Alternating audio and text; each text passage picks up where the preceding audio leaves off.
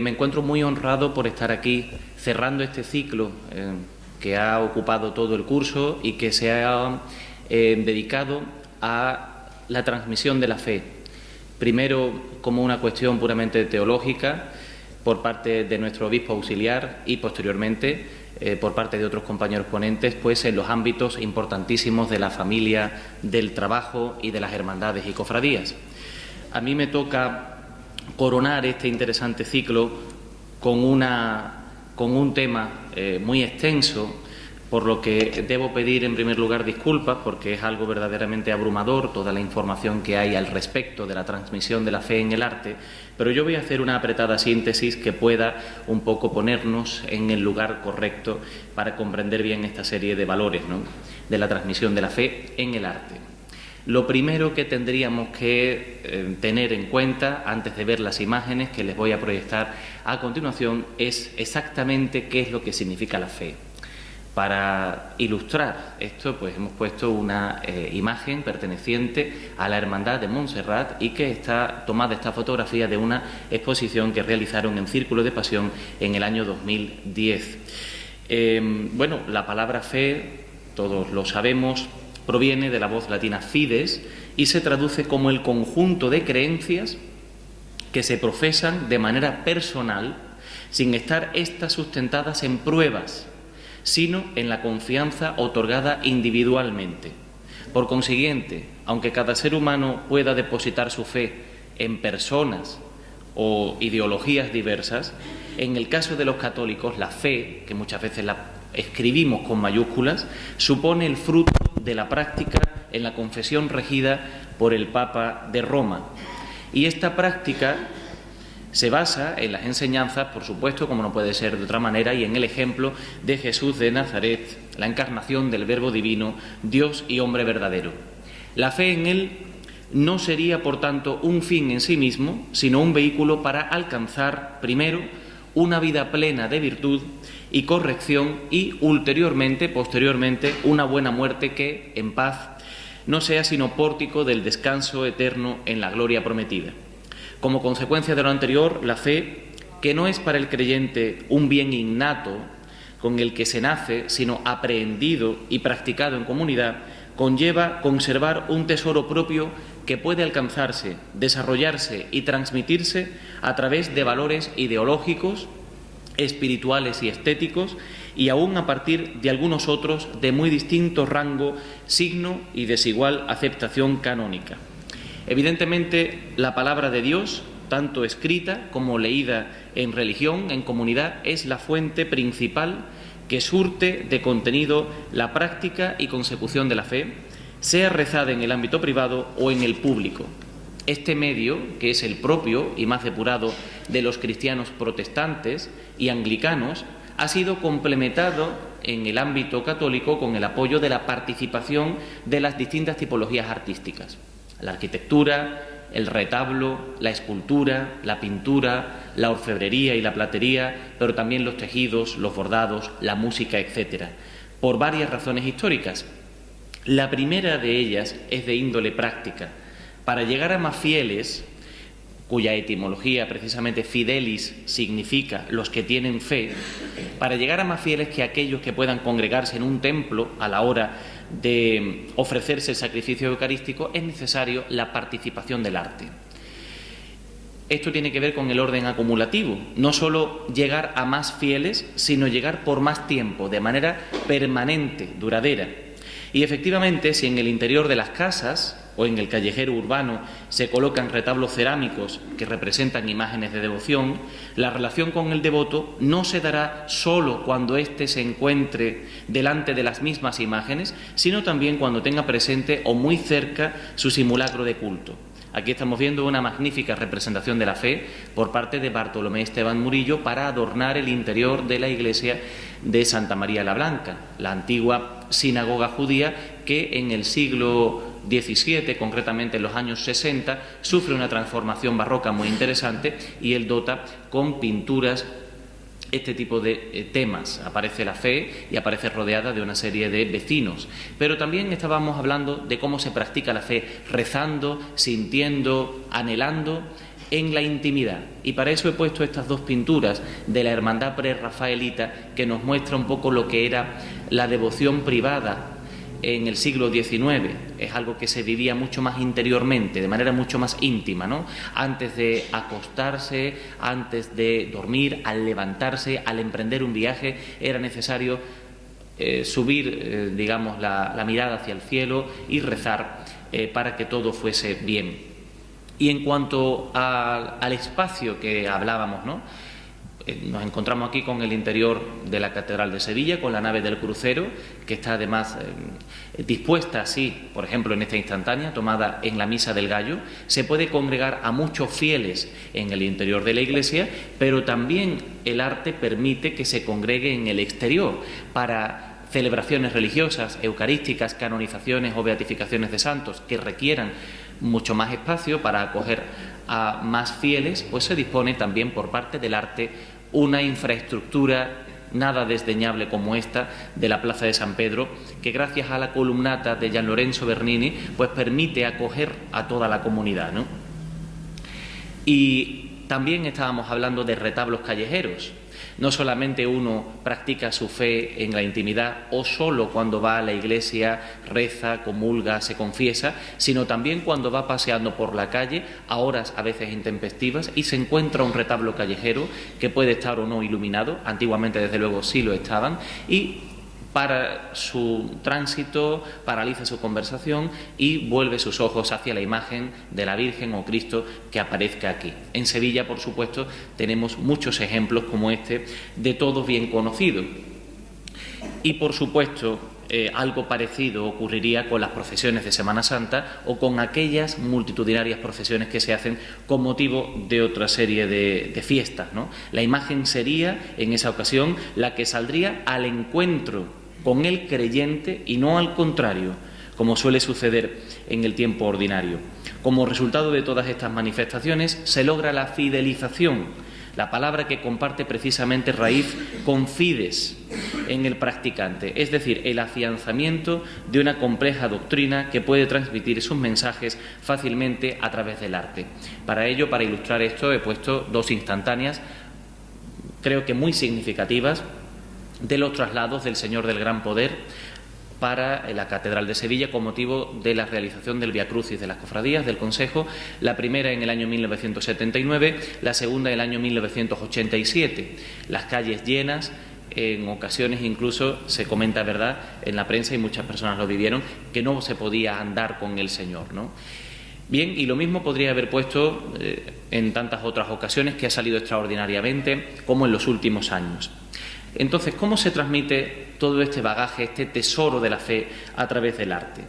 La manera de materializar estas emisiones ha sufrido muchos cambios a lo largo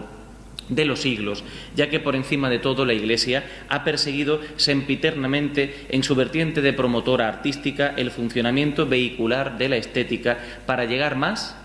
lejos y más inalterablemente a todos los católicos, algo que ha conllevado la continua adaptación estilística a las necesidades de los cristianos de cada momento histórico. Ha variado, por tanto, los temas, desde aquellos de extracción pagana, hábilmente versionados para el culto cristiano, como el del buen pastor o Daniel entre los leones, de los primitivos cristianos que profesaban su fe en secreto en las catacumbas romanas, hasta lo que ocurrió después del Edicto de Milán en el año 313, cuando los fervorosos seguidores de Cristo pueden celebrar sus ritos públicamente, gozando además del amparo que les ofrecía integrarse en la confesión oficial del Imperio Romano. Llegará a partir de ahí el impulso político de los últimos emperadores y la gloria de Bizancio, con los muros de las iglesias ornados con escenas de culto, dotadas de asombrosa simbología, conformadas además a partir de mosaicos dorados. La Edad Media será una gran época para la transmisión de la fe a través del arte, ya que por primera vez en la historia europea se unifican, por lo menos de forma general, los presupuestos estéticos para decir lo mismo en los distintos territorios, a través de estilos artísticos de tanta coherencia como el románico, nacido como fruto de las peregrinaciones emprendidas al albur de la redescubierta fascinación por las reliquias de los santos y también por la recuperación de las mismas en los santos lugares. En este periodo altomedieval se solía representar a Cristo en majestad, con recio semblante y adustos gestos, enmarcado en la mandorla mística y rodeado por el tetramorfos de los evangelistas. He puesto aquí el interior de la Catedral de Santiago de Compostela como el mejor ejemplo de la iglesia de peregrinación española, pero esto es ahora lo que me refería a la Majestas Domini, a esta representación de Cristo en majestad dentro de la mandorla y rodeado del tetramorfos. Lo mismo ocurriría con Santa María la Virgen, que no se mostraba más que como madre o trono de Cristo, sosteniéndolo sobre sus rodillas como andamiaje necesario y propio del hacerse hombre de Dios. Para eso estamos viendo aquí, ¿verdad?, pues una de tantísimos iconos medievales de extracción bizantina como este que vemos, en que aparece Cristo en el regazo de la Virgen, pero no como un niño, sino como un hombre de pequeña estatura que bendice con su mano diestra y está atento, evidentemente, a los elementos de la pasión que le muestran los ángeles que suelen acompañar a esta serie de iconos. Algo distinto pasará a partir del siglo XIII, cuando el llamado por los manieristas estilo gótico dulcifique esta relación y presente a la Virgen erguida, más joven y sonriente, participando de manera inequívoca en el plan divino. Es entonces cuando alcanza su mayor desarrollo la disposición de las escenas narrativas de los evangelios o los milagros asociados con el culto de cada santo en las portadas de las catedrales, pensadas como Biblias de piedra para solventar el enorme analfabetismo de la mayor parte de la población. Aquí, y está evidentemente de bastante actualidad, estamos viendo la portada de la Catedral de Notre Dame de París. A través de los relieves, a veces compuestos de forma compleja y abrumadora, se conseguía la transmisión de las historias y valores religiosos, máxime cuando estos tenían lugar en el marco de entrada de las grandes moles de piedra que asombraron al mundo de entonces por su tamaño y grandiosidad arquitectónicas. En la Edad Moderna, sin embargo, se dieron circunstancias igualmente complejas a la hora de expandir los valores religiosos de la fe, por cuanto que la Iglesia católica hubo de luchar con denuedo para no perder un ápice de su influencia en un momento en que desde varios aspectos se puso en crisis sus metodologías y prácticas. Y estamos viendo precisamente la defensa que hace Martín Lutero en la Dieta de Worms de sus presupuestos religiosos, ¿no? Bien, el impulso de las universidades y la incesante actividad de la imprenta, sobre todo en el siglo XVI, provocaron que se incrementara el nivel educativo de gran parte de la demografía europea, y la reforma auspiciada por Lutero y los electores alemanes obligaron a emprender un encarnizado, a veces tour de force, en la búsqueda de un nuevo funcionamiento que no se alcanzó plenamente hasta que se fueron asumiendo por el mundo católico las premisas emanadas del Concilio de Trento, que tuvo lugar entre 1545 y 1563. Aquí estamos viendo una pintura atribuida tradicionalmente a Tiziano que nos muestra el interior de la Basílica de San Pedro y, de la Basílica de San Pedro no, quiero decir del Concilio de Trento y, por tanto, las discusiones que tienen lugar ahí, ¿no? Entonces, hasta que no se añadieron a la ecumenia apostólica romana los extensos e inexplorados territorios americanos conquistados por la corona española, ya correspondiendo con los estilos artísticos del Renacimiento y del Barroco, y no se pusieron en práctica todos estos presupuestos, pues no se alcanzó un auténtico cambio en la representación artística y en la transmisión de la fe. Hablando del Concilio de Trento, si nos estamos refiriendo a la sesión 25ª que tuvo lugar el 3 y el 4 de diciembre de 1563, en la que se abordó la cuestión artística, pues se estableció lo siguiente, y les voy a leer a continuación porque es muy claro. Dice: además de esto, declara que se deben tener y conservar, principalmente en los templos, las imágenes de Cristo, de la Virgen, Madre de Dios, y de otros santos, que se les debe dar el correspondiente honor y veneración, no porque se crea que hay en ellas divinidad o virtud alguna por la que merezcan el culto, o que se les deba pedir alguna cosa, o que se vaya de poner la confianza en las imágenes, como hacían en otros tiempos los gentiles, que colocaban su esperanza en los ídolos, sino porque el honor que se da a las imágenes se refiere a los originales representados en ellas. De suerte que adoremos a Cristo por medio de las imágenes que besamos y en cuya presencia nos descubrimos y arrodillamos y veneramos a los santos cuya semejanza tienen, todo lo cual es lo que se haya establecido en los decretos de los concilios y en especial en los del Segundo Niceno contra los impugnadores de las imágenes. Enseñen con esmero los obispos que, por medio de las historias de nuestra redención, expresadas en pinturas y otras copias, se instruye y confirma el pueblo recordándole los artículos de la fe y recapacitándole continuamente en ellos. Además, que se saca mucho fruto de todas las sagradas imágenes, no sólo porque recuerdan al pueblo los beneficios y dones que Cristo les ha concedido, sino también porque se exponen a los ojos de los fieles los saludables ejemplos de los santos y los milagros que Dios ha obrado por ellos, con el fin de que den gracias a Dios por ellos y arreglen su vida y costumbres a los ejemplos de los mismos santos,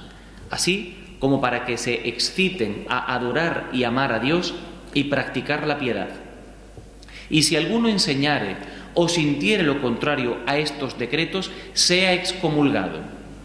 Mas si se hubieran introducido algunos abusos en estas santas y saludables prácticas, desea ardientemente el Santo Concilio que se exterminen de todo punto, de suerte que no se coloquen imágenes algunas de falsos dogmas, ni que den ocasión a los rudos de peligrosos errores.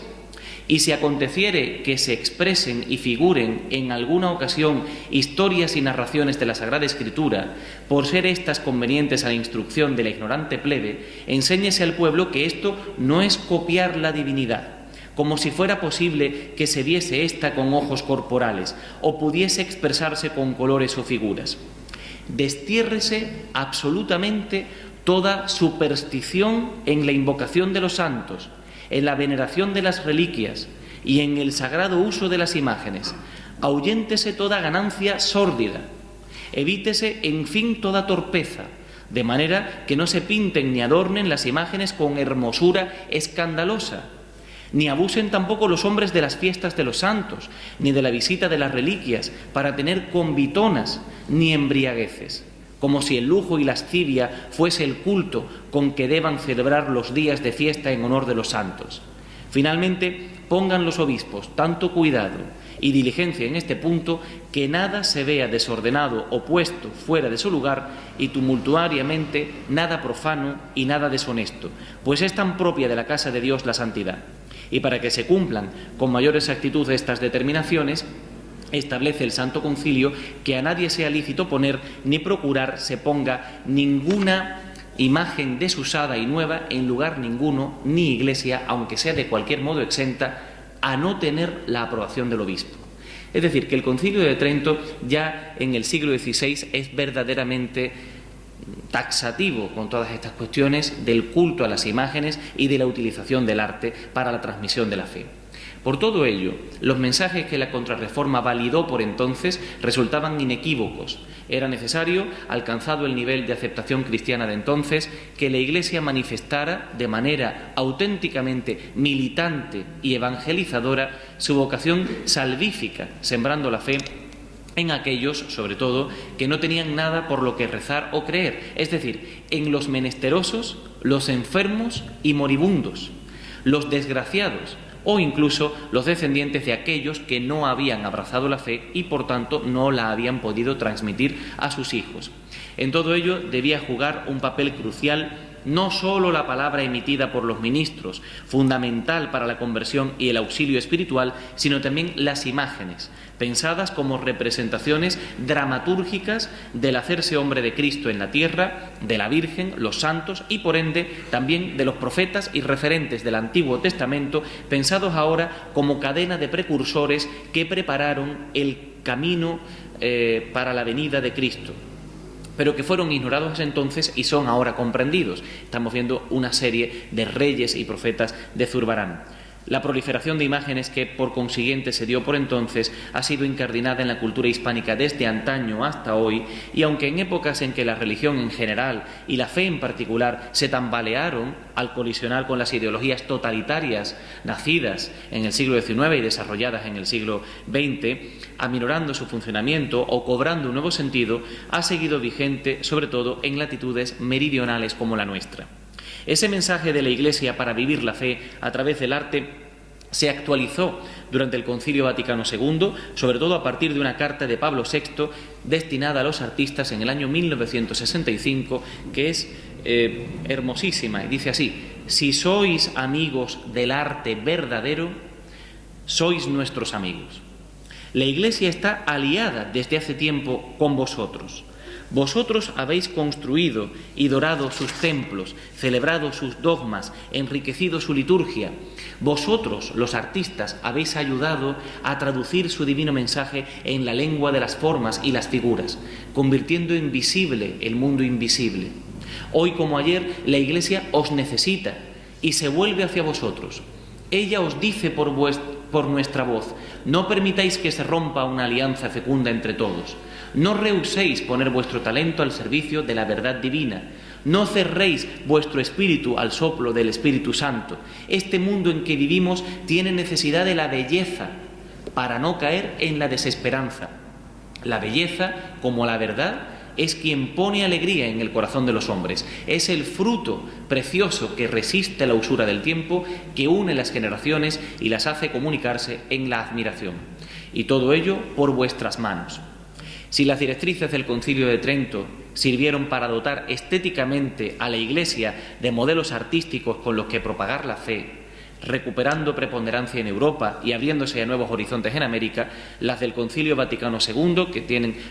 toda lógica de lo que acabo de leer, fueron entendidas de manera desigual en medio del frenético ambiente de la sociedad de consumo y de masas que estaba ávida de lenguajes televisivos, dinámicos y en color, y que desgraciadamente pues dio como resultado que algunos obispos o párrocos, incluso en nuestro país, y con la intención de favorecer la cercanía de la Iglesia con el pueblo fiel, posibilitaron que se sustituyeran ampulosos retablos, que se dejaran de utilizar lujosos copones,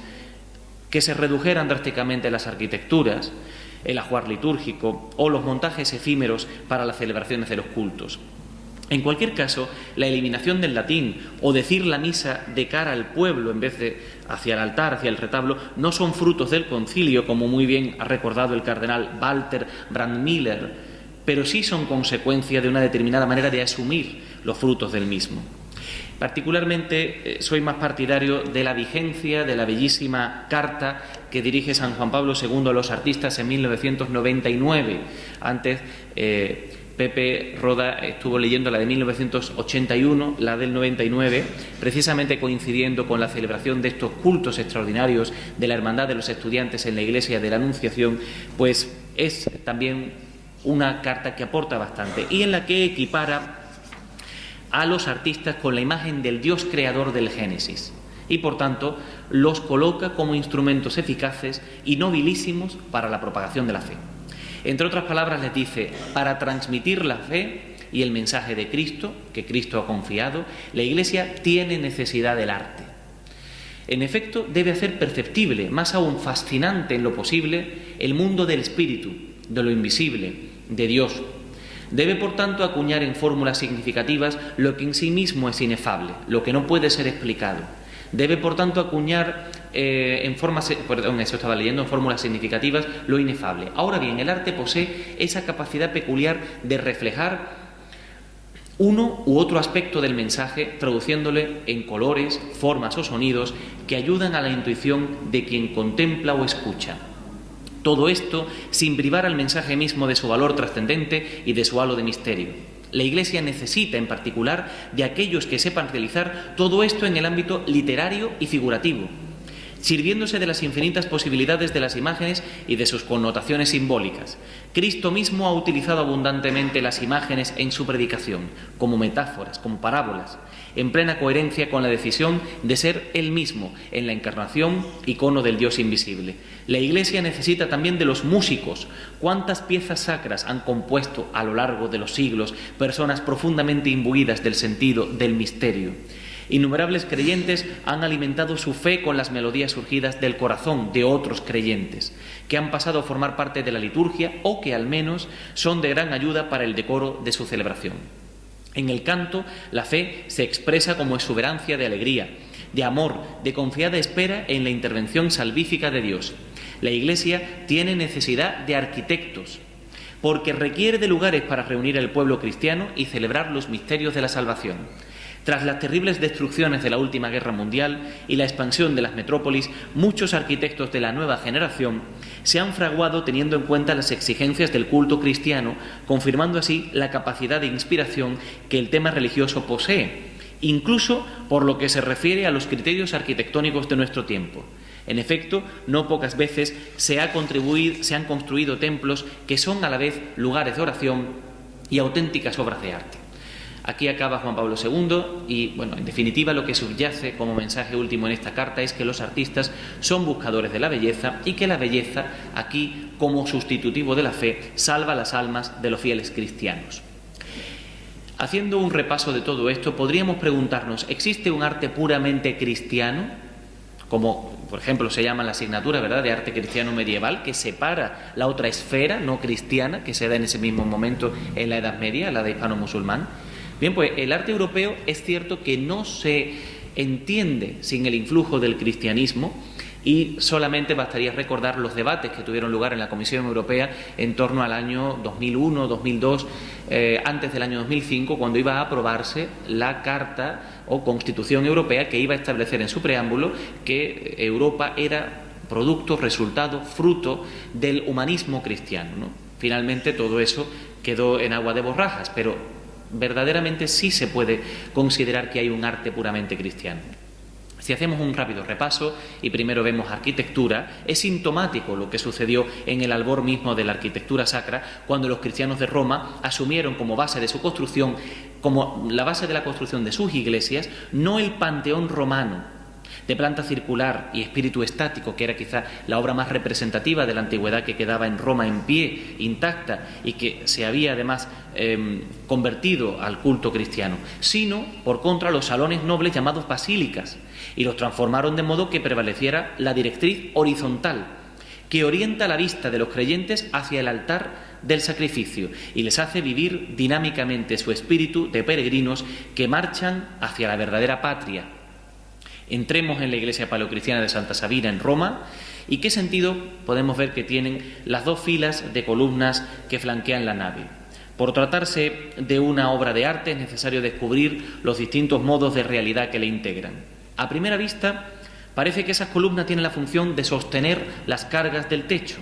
pero no es así, o por lo menos no es solo así. Los cristianos encomendaron la función sustentante a los muros y atribuyeron a las columnas un papel decorativo y rítmico. Al obtener del emperador Constantino la libertad de culto en el año 313 y verse en la urgencia de construir templos para celebrar las reuniones propias de una comunidad religiosa, los primeros cristianos alteraron las condiciones de las nobles salas romanas, denominadas basílicas, a fin de darles el carácter dinámico que corresponde con la condición de peregrino que tendría el creyente al entrar en la edificación propia de quienes creen en la vida celeste. Cegaron las dos puertas laterales, suprimieron uno de los ábsides, abrieron en su lugar una puerta y colocaron el altar frente al ábside, de la parte opuesta. Desde la puerta hasta el altar, es decir, lo que coge esta fotografía, se generó así una directriz horizontal que lanza la mirada de los fieles hacia el lugar del sacrificio. Esta marcha es ritmada por la serie de columnas que se alzan a lo largo de la sala rectangular. Este ritmo es decidido, por cuanto la directriz horizontal prevalece sobre la vertical, pero es a la vez moderado, ya que la directriz horizontal no está demasiado marcada, como sucede en el estilo bizantino, ni es tan lenta como en el románico. Al tiempo que vemos los elementos materiales que componen el edificio, vivimos el ámbito dinámico de acceso comunitario al altar del sacrificio. Marchamos todos juntos hacia él, donde confluyen la mirada y la atención de los creyentes. Ese ámbito de marcha comunitaria, esperanzada y ferviente hacia la vida sobrenatural, lo descubre nuestra imaginación creadora en el edificio visto como templo, visto a través de los ojos de la fe. Y merced a ese descubrimiento sentimos la emoción poética que suscita en nuestro ánimo el hecho de superar el plano de los objetos y movernos en el plano de los ámbitos. Este giro dado a las construcciones romanas decidió en buena medida la orientación de la arquitectura sacra de todos los países occidentales. A partir del estilo paleocristiano, recordemos las espléndidas realizaciones bizantinas, el misterioso románico, llamado el arte del camino, por el Camino de Santiago, que dinamizó a Europa durante siglos, el espectacular gótico, con su peculiar tensión de perspectivas, el luminoso y dinámico rococó, etc. Es de notar que una de las más vitales renovaciones de la arquitectura, la pintura y la escultura de todos los tiempos, tuvo lugar a comienzos del siglo XX, cuando una vuelta teológica y estética a los orígenes del cristianismo inspiró una forma de construir y decorar templos que pone los mejores logros de los estilos anteriores al servicio de la liturgia y la pastoral. Hablamos ahora de las artes plásticas, fueron cultivadas con esmero siempre por la Iglesia, desde las pinturas simbólicas de las catacumbas hasta la capilla papal de San Juan Pablo II en el Vaticano, por poner dos ejemplos bastante radicales y lejanos en el tiempo, ¿no?, en la que operan por igual la teología del icono y la técnica de la pintura mural.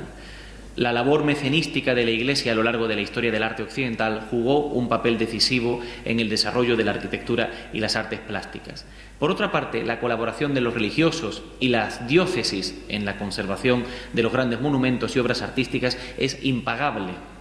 Y a través de todos los vaivenes estéticos del último siglo, la Iglesia supo impulsar toda suerte de cambios sin perder el sentido de lo que es auténtico arte. Tenemos aquí una fotografía, quizá no del todo clara, pero que sí nos deja ver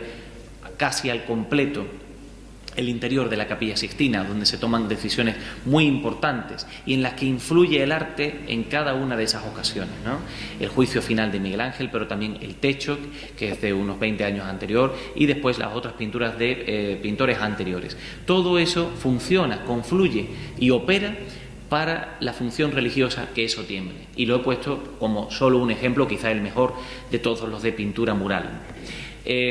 Vamos a hablar un poquito de música de Santa Cecilia, por eso traigo aquí su imagen. Y aunque no podemos pararnos mucho en este recorrido por la música, tendremos que decir algo al respecto de lo mucho que ha contribuido a la transmisión y pervivencia de la fe en cada uno de nosotros. Solo quiero mencionar las cumbres del canto gregoriano, que asume la técnica musical griega de los 8 modos y la pone al servicio de una mentalidad trascendente, heredada de la sinagoga hebrea y cultivada fervorosamente en el monacato primitivo, o los logros alcanzados por Cristóbal de Morales, que vinculó genialmente a comienzos del siglo XVI la exuberancia de la técnica polifónica flamenca y la sobriedad española. Con ello preparó la perfección clásica de la escuela romana del siglo XVI, cuyas cimas Giovanni Pierluigi da Palestrina y Tomás Luis de Victoria asombraron a Europa con sus geniales composiciones. Más adelante se cuentan las imponentes creaciones de Buxtehude, de Johann Sebastian Bach, de Friedrich Georg Händel y de Georg Telemann, que permitieron a Joseph Haydn, Wolfgang Amadeus Mozart, Ludwig van Beethoven dar forma al clasicismo vienés con su admirable equilibrio expresivo. Su técnica es muy distinta de la gregoriana, por supuesto, pero su espíritu es afín. Y desde luego la fe no fue igual después de inspirar estas obras musicales. Los temas básicos, más allá de los meros argumentos, sino los temas de las leyendas que inspiraron las obras más notables de Richard Wagner, presentan una neta inspiración cristiana. Recuérdense las óperas El holandés errante, Tannhäuser, Lohengrin, Parsifal. Todavía en nuestros días,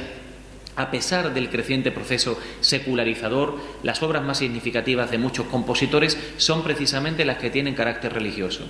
Piénsese, por ejemplo, en el Requiem de Fauré, en el Requiem de guerra de Benjamin Britten, en el Stabat Mater de Anthony Dvorak, en la Sinfonía de los Salmos de Stravinsky, en la Natividad del Señor de Olivier Messiaen, en El Sueño de Geroncio de Edward Elgar, etc. El éxito de todo ello, por tanto, guarda relación no solo con el bagaje histórico vivido, sino también con un concepto metaartístico de plena concordancia con la transmisión de la fe, que es el de la unción sagrada. Se refiere esta noción al grado de implicación de la imagen a la hora no exclusivamente de simular aquello que pretende, sino de trascender del misterio concreto y hacerse presencia cuasi divina de lo representado para quedar de manera perpetua inmersa en el corazón de la memoria religiosa de cada fiel. Es decir, no es algo sacramental, es algo personal, de cómo cada uno viva la fe a través de determinadas imágenes que desde luego manifiestan de manera clara, notable, su unción sagrada. Una imagen que disfrute de la unción sagrada, por su calidad, por la reunión de valores estéticos que permiten un amplio funcionamiento religioso, reporta al devoto una seguridad piadosa a la hora de la creencia en determinados dogmas de fe de la Iglesia Católica. Es decir, la creencia en esos dogmas, que son obligatorios para todo católico, son más llevaderos, es más llevadera la creencia, el cumplimiento de estos dogmas, además, en la creencia en ellos, gracias a estas imágenes. Y así, aunque apunté al principio que la fe es aquello inefable, que no puede ser demostrado, pero sí creído, la unción sagrada de las imágenes se presentaría aquí como el aliciente asintótico, tendente a la conversión, que auxiliaría el camino del creyente hasta la meta de la fe verdadera. Así, se puede profesar el dogma de la unidad de Dios, el famoso dogma "no existe más que un único Dios", contemplando cómo Cristo, supremo juez,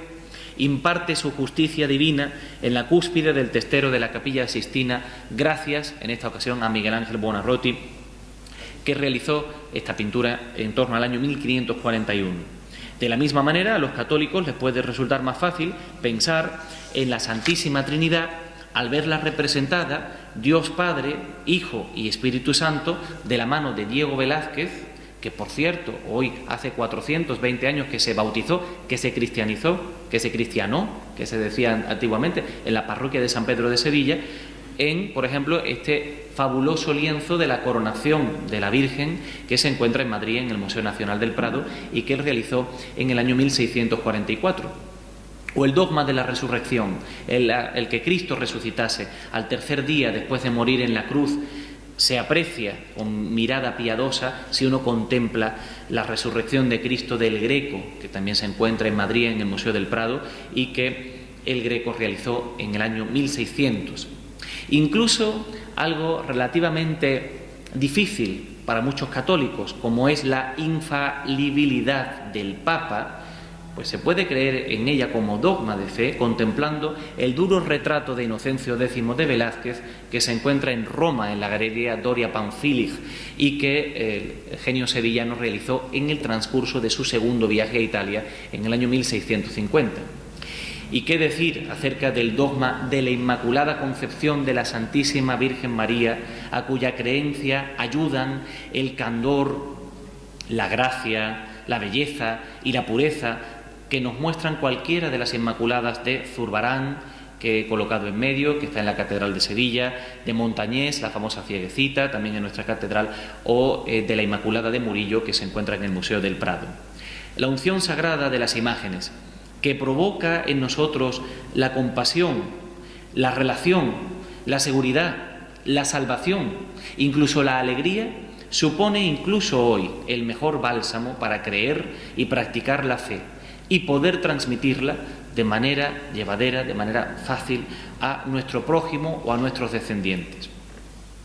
Con todo ello podríamos preguntarnos, ¿tenemos un arte sacramental, un arte inmaculista, un arte puramente propio y dedicado al culto que practican las hermandades sacramentales? ¿Cómo podríamos hablar de la transmisión de la fe en nuestra hermandad? Bueno, es cierto que lo que diferencia a los católicos de otras confesiones de fe es precisamente la práctica de los 7 sacramentos establecidos por la Iglesia, que todos recordamos: el bautismo, la confirmación, la Eucaristía, la confesión, la unción de los enfermos, el orden sacerdotal y el matrimonio. De entre ellos, el común y más cotidiano para todos es el de la Eucaristía, el sacrificio de Cristo que, por medio de la transubstanciación, se hace presente de manera verdadera en el pan y el vino que, como ofrendas, recoge el sacerdote durante la misa.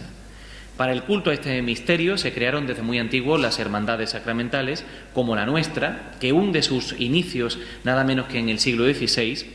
y precisamente para el culto más importante externo que realiza anualmente para trasladar y exhibir el cuerpo de Cristo en la procesión del Corpus Christi, pues se vuelve a recurrir al arte y se utiliza la custodia de asiento o de torre, típica creación hispana. En la Real Parroquia de Santa María Magdalena se utiliza, como vemos en la imagen, la que comenzó a labrar el maestro platero cordobés Diego de León en 1678, continuada posteriormente por Cristóbal Sánchez de la Rosa y culminada por Juan Laureano de Pina en 1692, y que verdaderamente es una de las grandes custodias de Sevilla y que transmite una indudable belleza, sobre todo por la utilización de esas columnas salomónicas que vemos en la imagen. Para dotar el antiquísimo culto a las ánimas benditas que esperan con paciencia su extracción del purgatorio, la Hermandad Sacramental de la Magdalena cuenta con un lienzo de grandes dimensiones, que todos conocemos y que antes mencionó Pepe Roda en su presentación, que se encuentra ubicado en la nave del Evangelio de este antiguo convento de San Pablo, el Real, y que fue realizado en 1769 por el pintor Vicente Alanís y que muestra una compleja composición presidida por la Santísima Trinidad, acompañada por la Virgen Medianera y otros santos que interceden por los purgantes, rodeados de angelotes que sacan a algunos de ellos de las llamas, y que recibe culto, por supuesto, las ánimas a finales del mes de noviembre. Y que en las últimas fechas tuvimos también la suerte de contemplar, siendo velado casi por esta maravillosa escena del Calvario, cuando hubo que restaurar el retablo de la capilla, ¿no? Bien, de la misma manera, unido al culto sacramental, está siempre el de la Inmaculada Concepción de la Virgen, por cuanto ella fue el primer sagrario del mundo al portar durante el embarazo a Cristo Jesús. Para presidir